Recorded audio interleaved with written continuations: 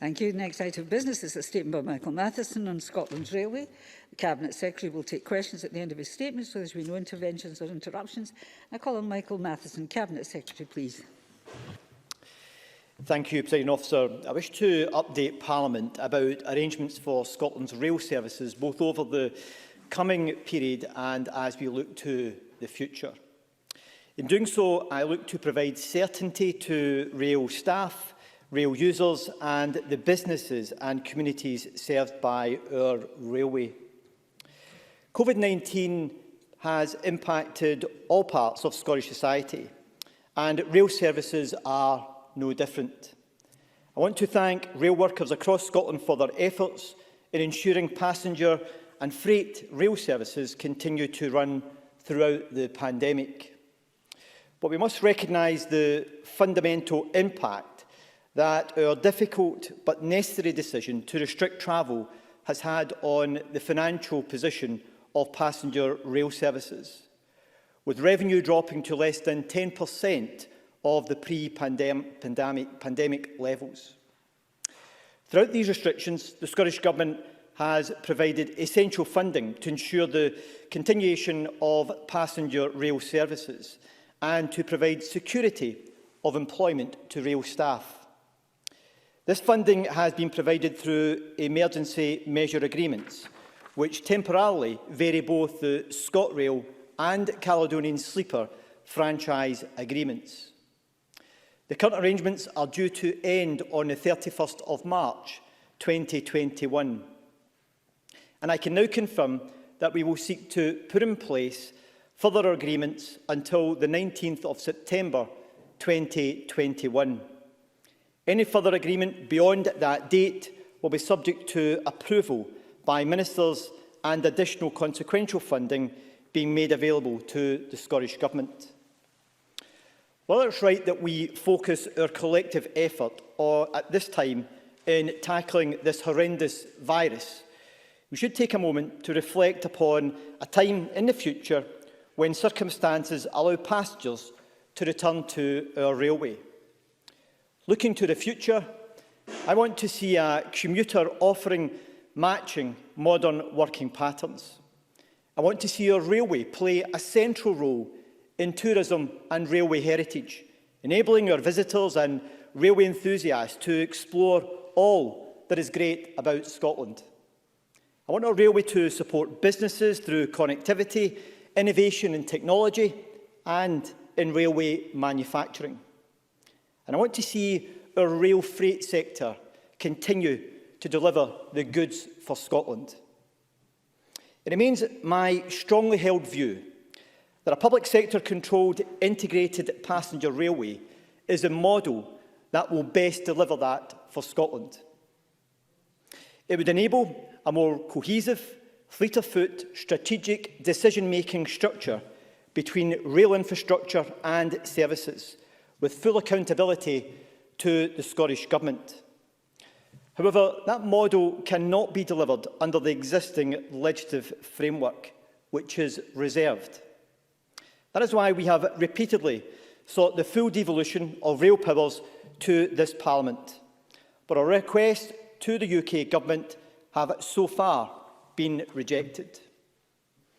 On more immediate matters, the current ScotRail franchise is expected to end in March 2022. I'm therefore required at this time to make decisions on what will come after the current ScotRail contract. As I've stated many times, I believe that the current franchising system is no longer fit for purpose. Keith Williams, who led the UK rail review process, has said publicly that, and I quote, "franchising cannot continue in the way that it is today." He also expressed this to me when I met with him back in June 2019. And despite UK ministers stating on the 9th of December 2020 that the white paper will be, and I quote, "out within 6 weeks, still we wait." The impact of the pandemic and the continued uncertainty about pending reform makes any franchise competition especially unwise at this time. The cost and risk involved would be significant, and I will not divert scarce time and resources to pursue a competition which risks failing. I can therefore confirm that we will not hold a franchise procurement competition to secure successor arrangements for the ScotRail franchise. In December 2019, Scottish ministers decided not to rebase and continue the current ScotRail franchise beyond the scheduled breakpoint expected in March 2022. I know Abellio was disappointed by that outcome, but its response has been professional, particularly in dealing with the impact of the pandemic. I wish to place on record my thanks to Abellio and its staff. I've carefully considered the possibility of directly awarding a contract to Abellio to continue to run services beyond March 2022. In particular, how that option would align with our recently published revised franchising policy statement. Based on those considerations, I've concluded that a direct award to Abellio would not be conducive to fulfilment of our policy objectives. My officials have been working closely with rail industry partners over time to explore the potential for greater integration of rail services and the benefits that this may bring. We have the energy and the commitment to progress this with pace, but the continued UK Government delay in concluding its rail review has hampered our progress. Following detailed consideration of all options against the background of the current legislation, the revised franchising policy statement and the continued uncertainty arising from the COVID-19 pandemic and the delay in the UK White Paper, I consider that the award of a franchise agreement to any party at this time would be detrimental to the fulfilment of our rail policy objectives. Over the last year, my officials at Transport Scotland have been making preparations to ensure that operator of last resort arrangements are ready to be deployed. I can therefore confirm that the operator of last resort will run ScotRail services after the end of the current franchise contract. This means that from the expiry of the current franchise, ScotRail services will be provided within the public sector by an arm's-length company owned and controlled by the Scottish Government. This will provide stability and certainty for passengers and staff and place the operations of ScotRail services in public hands from the end of the current contract. ScotRail staff will transfer to the new Scottish Government-owned company with their terms and conditions protected.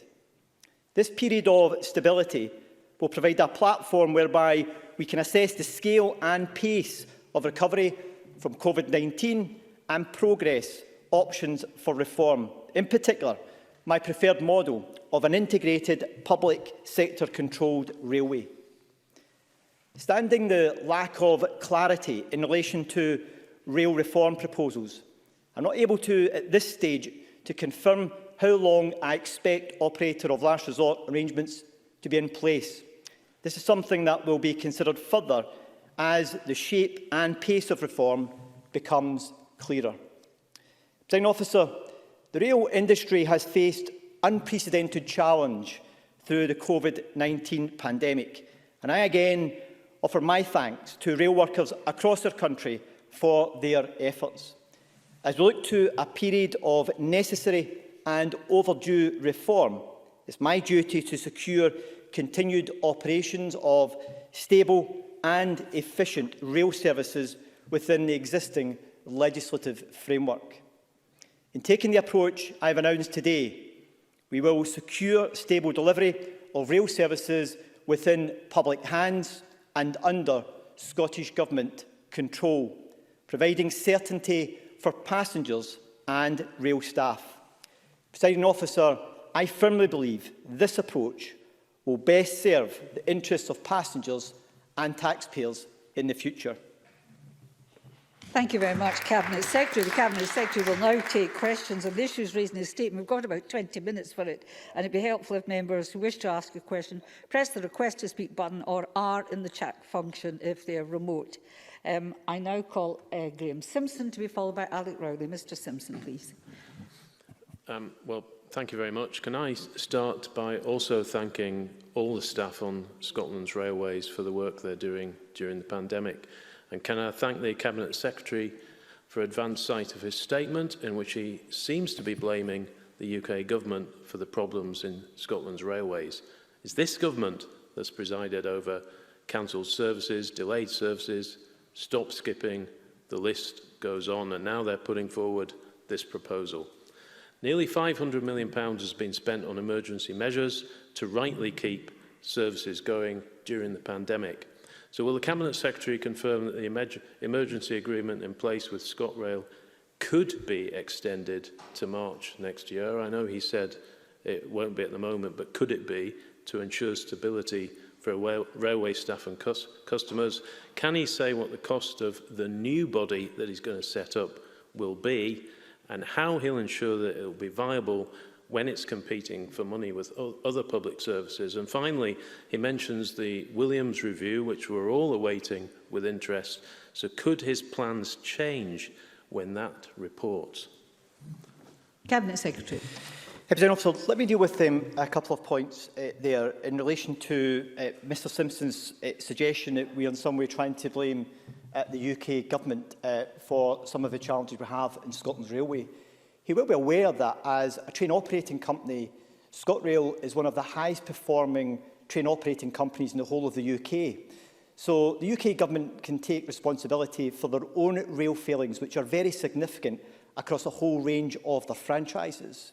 But what I do blame the UK Government for is their weddedness to the need to make sure that rail services operate within the private sector, because they believe that is the way in which they should operate, not for practical reasons, but for dogmatic reasons, and the way in which that constrains our ability to configure Scotland's rail services in a way that can best meet the needs of our communities and the travelling public who make use of those services.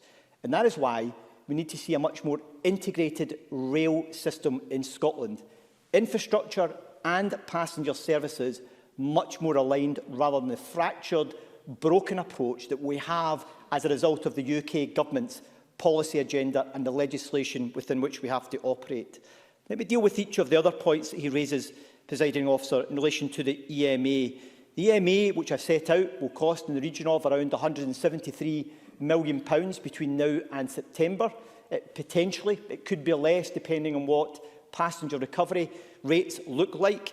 And as I said, given the lack of sight that we have from the UK Government on future consequentials for COVID recovery, at this stage we don't have a line of sight beyond that of September in order to run it forward into March of next year.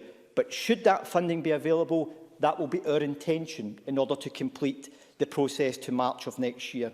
In terms of the cost of the new body, that's a cost which will be met internally within the existing rail budget. It will not be an additional cost over and above what we are already investing in rail. And in relation to awaiting the outcome of the Williams review, the Williams review has been completed. It has been completed for almost a year. What we are waiting for, what appears to be, is serial incompetence on the part of UK Government ministers in being unable to publish the white paper that is informed by the review. And the consequence of that is that it prevents us from being able to take forward other reforms that could improve rail services in Scotland, and I suspect very much so in other parts of England. So I hope he will use his hotline to his colleagues in Westminster and tell them to get their finger out and to start moving forward with their rail reform programme, including here in Scotland. Alec Rowley will be followed by John Mason. Presiding Officer, I certainly welcome the Cabinet Secretary's announcement today. I believe it will be widely welcomed by rail users and rail workers. We should remember that when SNP ministers awarded this contract to Abellio, they said the services would be world leading. And the reality was that we've been plagued by cancellations and overcrowded services, spiralling fares, forcing this franchise to be axed. So, given where we are now, will the Cabinet Secretary firstly agree that the trade unions, the workers' representatives and their workers themselves need to be part of the discussion and the planning moving forward? And will he commit to address the issue of affordability? Because for many constituents across Mid-Scotland and Fife, they tell me that they just can no longer afford to use the railways. Thank you, Presiding Officer. Cabinet Secretary. President Officer, I'm grateful to Mr Rowley's contribution, comments, and this is the first opportunity I've had to welcome him to his portfolio, and I wish well and I look forward to working with him over the next 10 days or so, I think, before Parliament goes into recess. But on the two specific points which you raised, in relation to trade unions, of course, they'll be involved in the planning process and considering the arrangements that will be put in place as we move towards the change in bringing ScotRail into public hands next March. And I'll ensure the processes which are engaged in taking the planning forward involve trade unions being able to make representations in that process. Secondly, on the issue of affordability, I recognise the issue of affordability in making use of our rail services, which is why in Scotland we have a cap on the increase in rail services, which means that on average rail fares in Scotland are about 20% cheaper than they are anywhere else across mainland UK as a result of our specific policy on this issue. He'll be aware of the very limited increase that there were in rail fares in Scotland as a result of the change in January, the lowest for any part of the UK, including lower than what his colleagues introduced in Wales with the increase. But there is a need for us to make sure that we minimise the cost increases to the travelling public, because we want to make sure that we encourage people to make use of our rail services, given the environmental benefits that can come from making greater use of public transport overall. Thank you. Now, I've allowed the first couple of questions to have some length, but I must now have got 13 minutes and 11 questioners. So you can do the arithmetic. And I would like short questions and please, if I may, short answer. John Mason, followed by Alexander Burnett. Thanks very much. Can the Cabinet Secretary expand on what will happen between now and March 2022? And can he assure us that there will be a smooth handover and that passengers will not be impacted? Cabinet Secretary. Presiding Officer, so there's already been considerable work undertaken around planning for operator of last resort. What will now happen is that those plans will be activated and arrangements will now be put in place for a management structure to start to be populated with staff who will take forward the management of the transfer. It is intended that we make sure that we do this as smooth a process as possible, because we want to minimise disruption both to staff and also to passengers. And I'm confident that can be achieved if we work collectively together in order to do so. But what will now happen is that that process and the structures necessary to make that transfer as smooth as possible will now start to move forward over the next couple of months. Alexander Burnett, followed by Kenneth Gibson. Thank you, Deputy Presiding Officer. Now, creating yet another public body to take the blame for Scottish Government failings is the usual way for the SNP. But can I ask why it's taken so long after 14 years in government and nearly 3 million minutes of delays in the last 9 years? Can he not just apologise to commuters and taxpayers alike for the delays and monies wasted and explain how this will actually help commuters in the North East? Cabinet Secretary. So, an officer, I am somewhat surprised at Alec Burnett's question. He clearly has very little knowledge of Scotland's rail network and how effective it is compared to the vast majority of train operating companies across the whole of the UK, and also the £8 billion of investment that we've made in our rail network since 2007, including the very significant benefits that people in the North East of Scotland have had from that investment, with new railway stations, new infrastructure and also new and refurbished rolling stock, including the investment which we're taking forward in the new Aberdeen railway station and its renovation. We will continue to make sure we're ambitious about Scotland's rail infrastructure, and that will continue when it's under public control and under the control of the Scottish Government, and we'll continue that record investment of almost £5 billion we'll invest between now and 2024. Kenneth Gibson, followed by Colin Smith. Thank you very much, Presiding Officer. Can the Cabinet Secretary advise as to what targets will be set for improvements in rail services by the new arm's length company and over what timescale?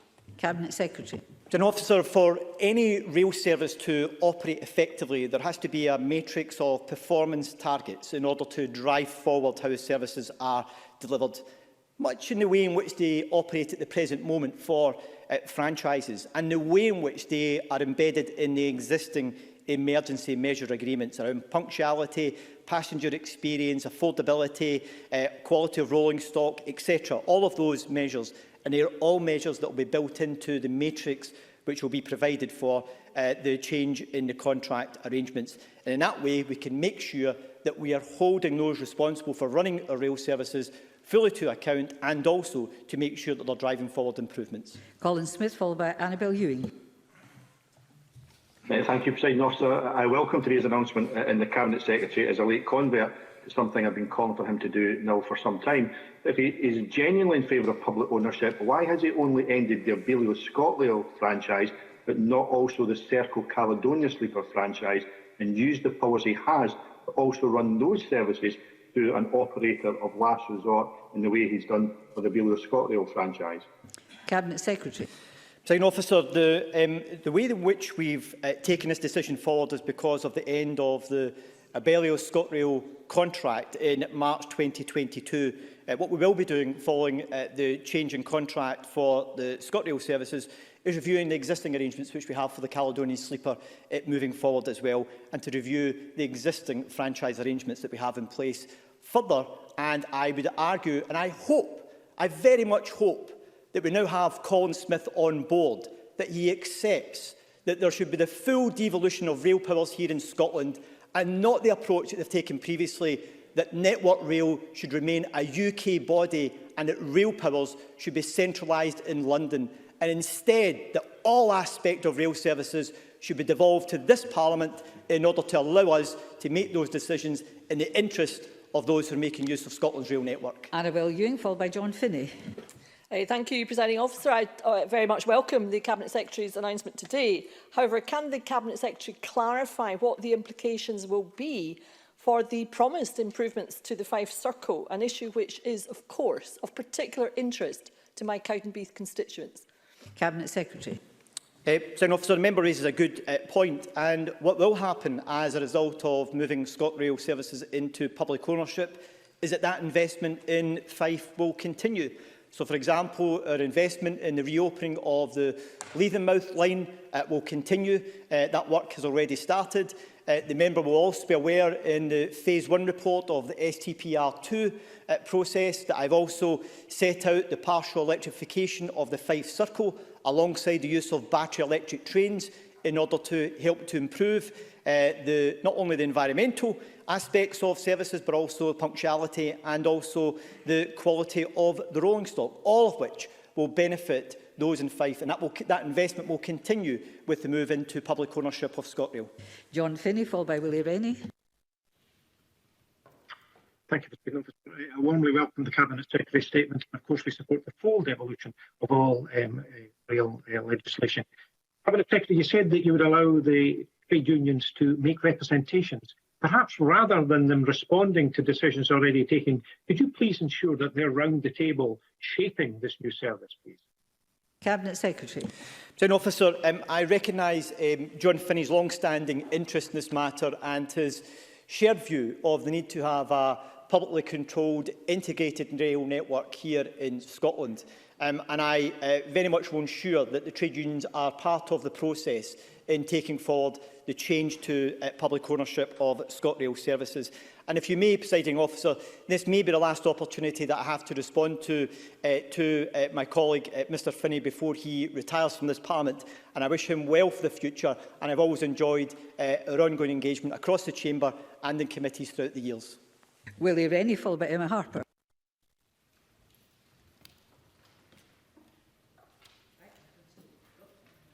Does the Minister advertise it as the poll tax on wheels by a Conservative MP over 25 years ago?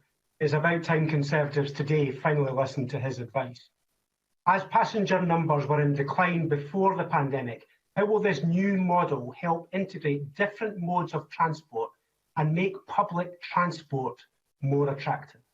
Cabinet Secretary, did you get most of that? Presiding Officer, I think I got most of the latter part of his question, but passenger numbers on our rail network have been increasing, largely because of the expansion of services and the opening up of additional routes and the expansion of timetables, and we have saw that growth over a number of years, and we want to build on that and to maintain that as we come out of the pandemic. A key part of that will be making sure that we have a range of products that can help to incentivise commuters back onto our rail network when they are able to do and when they return to their places of work, and as we ease the restrictions. So I can assure the member I'm keen to make sure that we see passengers returning to our rail network in the numbers that we had prior to the pandemic, and we'll be considering all of the measures we can put in place to make sure that happens. Emma Harper, followed by Bill Bowman. Can the Cabinet Secretary expand on the limitations to the network not being 100% accountable to Scottish ministers, such as across my South Scotland region, where Stranraer to Ayr and Dumfries to Glasgow lines are owned by Network Rail? Cabinet Secretary. Presiding Officer, there's an ongoing problem within the rail network in Scotland and across the whole of the UK, and it's the fractured nature of how passenger services operate, and they are not aligned with that of infrastructure provision run by Network Rail. That fundamentally has to be addressed if we are to resolve these issues. The vast majority of delays and problems on our rail network are not caused by the rail operating company, but by infrastructure failures. And we need to address that effectively. That's why an integrated rail body that can deliver our rail services in the southwest of Scotland, in areas such as Emma Harper's constituency, are absolutely critical. And that's what we have to have the powers to do here in Scotland as part of any rail reform package brought forward by the UK Government. Bill Bowman, followed by Stuart McMillan. Thank you. In the coming weeks, the rail trade unions may press ahead with strike action in a claim to get more money for overtime. Does the Cabinet Secretary support such action or view it as counterproductive when the railway in Scotland is suffering from its most significant crisis in its history? Cabinet Secretary. Presiding Officer, I recognise and respect the right of trade unions to make representations on behalf of their workers. That's a fundamental thing in any basic society, and they have a right to make representations on part of their workers. But I would encourage both the trade unions and the employers to remain engaged in looking to try and find resolution to these issues. I am aware that one of the trade unions has already agreed to a limited period of extending the existing arrangements, given the difficulties which have been caused because of the pandemic due to limited ability to train drivers, which has an impact on rest day arrangements. And I would encourage the other trade unions to follow suit. But we should also respect the right of trade unions to take forward matters on behalf of their members and to make representations on behalf of their members. Stuart McMillan. Thank you, Presiding Officer. Does the Cabinet Secretary share my disappointment that colleagues in the Chamber, including those from the Labour Party, will not join us in calling for a Scottish rail service in Scotland's hands with a full transfer of rail powers? Cabinet Secretary. Presiding Officer, the fundamental issues that hamper our ability to reform Scotland's rail sector and our rail services is the fracture we have between the different component parts that I previously mentioned, and also the limited powers which we have as well under the existing railways legislation. And if we want to shape our rail services and the way in which we deliver our rail network in Scotland in a way that reflects our needs, our aspirations and the desires of our communities and those who make use of these rail services, the best way for that to be done is to be able to be done here in Scotland. Not timetabling it's carried out in Milton Keynes and then sent up to us, not decisions that are made by Network Rail at their centralised headquarters and passed down to us here in Scotland, and we just have to suck it up, if you like. But decisions arrived at here in Scotland reflective of our needs and our circumstances, and accountable, importantly, accountable to this Parliament and the members who are sent to this Parliament. Just manage a very brief question from Mr Finlay. Thanks very much. after years of telling us this was not possible, that now happens, and that is very welcome news that the railways will come back into being organised by the public. It's absolutely essential that trade unions have representation on the board of any new company, not just consultation, representation on the board to ensure that we don't get into the mess that we did with Abellio. And while I'm on my feet, Transport Secretary, can you sort out the bus situation in Edinburgh, which is a disaster? Well, opportunist. Yes, Cabinet Secretary.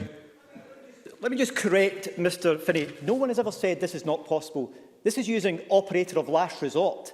It is a measure we can put in place, but what it doesn't do is it doesn't reform our rail services in the way in which it should under public sector control. And my word of warning to Mr Finney would be is don't delude yourself to think this is the answer, because unless you support the full devolution and control of rail powers in this Parliament, I'm afraid your aspirations will not be achieved. And I very much hope that's the position which you will take, because sadly it has not been the position of his party previously in this chamber, and I hope he'll be able to convert his members to supporting the position of the full devolution of powers. But what I can assure to him is that we will look to embed the process of engagement and the role of trade unions in the process as we go forward. And I can assure the member it is in our intention to do that in as constructive a way as possible to ensure that union representation and their voice is properly heard in the process. Thank you. That concludes questions on that statement. Thank the Cabinet Secretary and members. We've got everybody in +1, so that's good going. The next item of business is